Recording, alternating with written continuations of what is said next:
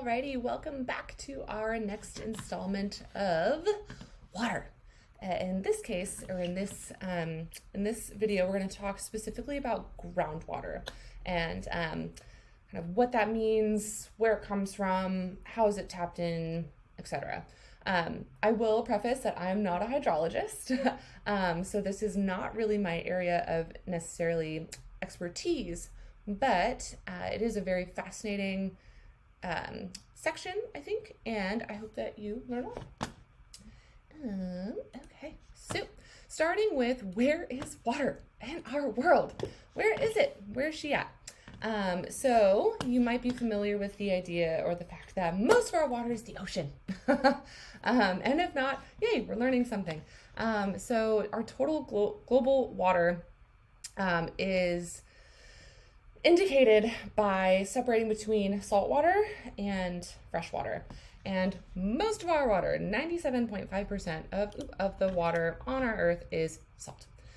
Pretty much in our oceans, where only 2.5% of our water is fresh water. So we can break that down further into what's on the surface. Only 1.12% is on the surface. About 30.1% is groundwater. The remaining is in our glaciers and ice caps. Antarctica, frankly, being a really large chunk of that, and Greenland, of course, and some of our other glaciers that exist. But then if we were to break down surface water even further, we would really have a really small little section here, right? So water and living organisms, about 0.3%, rivers 0.5%, atmosphere 3%. Our atmosphere is very moist. Soil moisture being 3.8%, lakes and wetlands 23.5%, ground ice and permafrost 69%. So what I can really gather from this particular graphic is a lot of our water is frozen at the moment anyway. So our current iteration of our planet has a lot of frozen water, but it's wild, right? Because we don't see it maybe necessarily as being a lot of it being frozen, but sure is held in that frozen reservoir, in that frozen pool, if you will. So the reason that this kind of trips me out a little bit is if you've been to a large lake, like if you've been to Tahoe or Mono Lake or Shasta, or seen a big river like the Mississippi, or if you've been lucky enough to go see the Amazon River or the Nile River, like these are huge river systems or freshwater systems, and they're just such a small part of our planet. It's just really quite wild to me anyway. It trips me out. It makes me feel small, which I think is an important aspect every now and then. So we're going to focus here on this 30.1% aspect of groundwater. So what is groundwater? It's not simply all of the water that is stored underground. Though that is, of course, what I had thought about it when I had first learned about the term groundwater. But it's actually the water that is found in the saturated pores of soil and sediment and in the narrow saturated features in the bedrock. So water in the unsaturated zone is not groundwater. So this little section here, this would not be considered groundwater. That's just soil water, right? So say you got into plants during the pandemic, and so you like water your plant, right? That's just soil water. That's not water that is like held underground. That's water that's being used up by other features in the soil. So that was one thing that really kind of caught me off guard personally. It's like, oh yeah, okay. It's more than just what's in the ground. It's the saturated zone of groundwater. So if we were to look at the distribution of groundwater, frankly, it actually exists everywhere if you dig deep enough.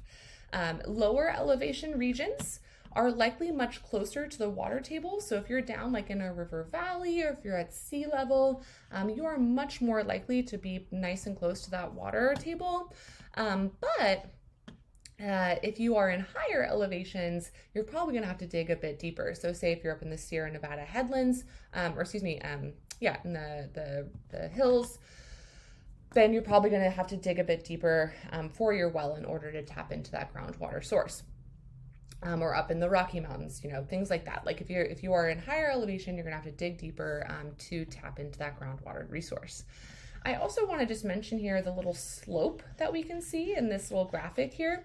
That's going to be important here in just a moment. But just to keep in mind that our topography on a lot of our planet is quite dynamic and has a lot of like kind of rollingness to it. There are, of course, regions that are very, very flat, not discounting those, but especially here in California, we are very dynamic in terms of our topography. So if we were to consider groundwater movement, it does actually move. It's not stagnant. It doesn't just like hang out like, I'm just in the water or in the ground. It actually moves. And water flows down a gradient. And what I mean by down a gradient, as I kind of mentioned in the previous slide, notice where there's that slope, we have those hills. If you were to like pretend that my hand is like a road or whatever, and if I were to put a ball on my hand as it's situated now, it would roll down the hill, right? But if my hand were flat, it would not roll very well, right? So a gradient, a steeper gradient, just means a more intense hill, if you will. Or if you're someone who's into like painting or coloring or drawing, like a really sharp gradient between the colors, it would be maybe a way that you can connect to that term. So what hydrologists do here is they have monitoring wells, which are usually implemented to help monitor movement of groundwater. So say each of these dots would be like a monitoring well, and they can then draw contours to help give them an idea of the direction of movement of the groundwater. And it is a slow movement, but a movement nonetheless. So from what I could understand, from what I could gather, the speed of groundwater is about 3 to 4 inches per day, whereas surface water, if you think like rivers or rivers or creeks or streams, that speed is like 3 to 4 inches in a second, right? Depending on how fast that river is flowing. So groundwater moves at a snail's pace in comparison to some of our other freshwater resources above ground. And last idea here is, in this last bullet point, is locations that are located down gradient, so maybe at the bottom of the hill as opposed to being at the top of the hill, they're usually more at risk for contamination, because if there is someone up here at the top of this hill, like maybe someone put in a gas station, because you get to the top of the hill, you need gas, right? Maybe within that gas station, maybe there's a leak and gas filters into the soil, which would then go into the groundwater. So if someone was living down here, perhaps their groundwater could then be contaminated. That is just a very random example, but an example nonetheless. And in terms of risk of contamination. So I want you to consider maybe some other ways that groundwater could be contaminated. And if we were to, in calculating the speed of groundwater, how fast is it moving, we just look at the slope of the water table, which means the hydraulic gradient. So the steeper the gradient, the faster the flow. And maybe it's been a minute since you've taken a math class, but it's very similar to what you would imagine like the slope of a graph, right? Like y is equal to mx plus b. So it's just equal to that sort of slope, that sort of gradient, right? What also can alter the speed of groundwater, how fast it moves, is the permeability of the material, which just means the ability of the substance to transmit a fluid. And oops, too far. What I mean by that is like looking at this graphic here on the right-hand side, we're looking at like different materials and how fast water can move through them. So say you had like a tube of gravel, like a clear tube, so you can see if water is going down. You have a tube of gravel and relatively coarse gravel, and then you have another tube of pretty intense clay. And you try to pour water down both of them, and you have a race between who can get the water down the fastest.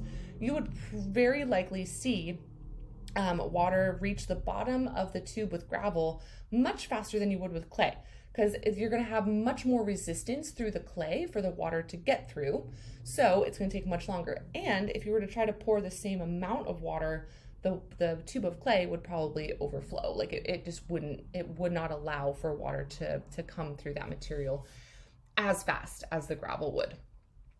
But in terms of hydrology and trying to figure out, how fast are things going, of course, this can be tricky because Earth's surfaces vary quite greatly. So you can go through volcanic rock or volcanic clay versus gravel, versus shale or various sands. stuff like that. And those variances can occur in pretty short distances. So this can be a little bit tricky if you are a hydrologist trying to work on this in a particular area. So looking at things called aquifers. Right? So these are the underground layers of water-bearing material in which groundwater can be economically extracted. So basically, like, how can you tap into the water itself? This is a graphic from your book. So I want you to study this graphic closely. I want you to maybe give the video a pause and kind of look at each section here. And just notice, where's the water level? What's happening in various areas of the water table here? What if you're close to an ocean or a large body of water? And not all aquifers have clean water. That's another really important point here. And of course, we as humans, if we want to drink the water, we would like it to be clean. And we have two types of aquifers. We have unconfined and confined. So the water table marks the top of that aquifer, and the bottom of it has some sort of impermeable material. Maybe it's something like shale, where it's like just straight, super solid rock. Water can not very well get through.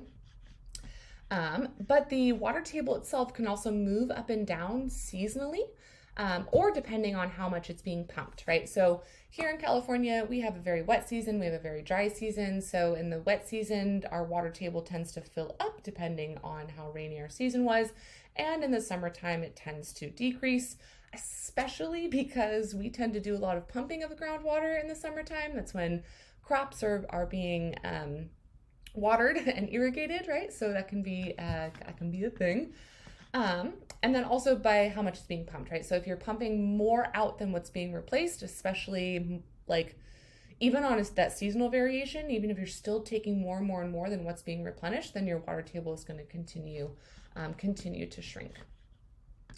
So unconfined, by the way, kind of to go back into that idea really quick, unconfined is that area above that impermeable layer, and a confined aquifer is the area of water below that impermeable layer.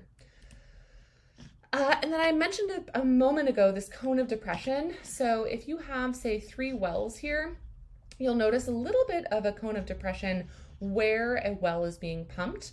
And then maybe your neighbor's well, maybe you have a brand new neighbor and they need a lot of irrigation for their new farms.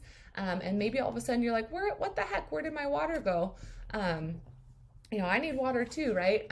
But maybe your neighbor pumped out a lot of the water in your particular region.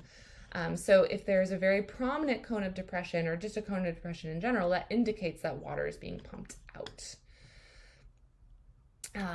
And then lastly, of course, we have to consider California in particular, and withdrawing of groundwater has a very, very large implication in Central California. And that John Oliver clip that I mentioned in the first video, he goes into this idea pretty heavily. But also this picture here, on the right-hand side shows the insane amount of sinking or subsidence that has occurred in the land because of pumping of the groundwater. So in 1925, this is where the land was, and in 1977, this is where it ended up being.